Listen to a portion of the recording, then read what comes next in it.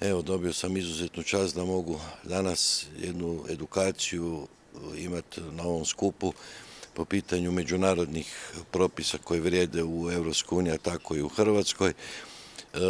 Propisi koji vrijede normalno za vaše prijevoznike koji koriste i tranzit kroz Hrvatsku, a u EU, i cilj je educirati i kako te kazne izbjeći, dakle, da se jednostavno nesporazumi i sve te nepravilnosti pokušaju riješiti.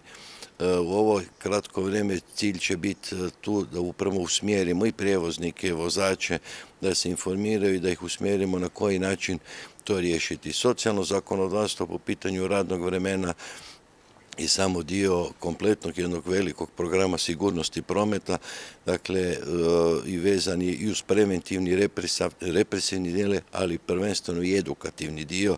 Dakle, ne radi se o tome da se nekoga kažnjava, nego o tome da se jednostavno smanji osnovni cilj koji je Europa stavila u svoj program, a to je smanjivanje broja smrtnosti ljudi na cesti.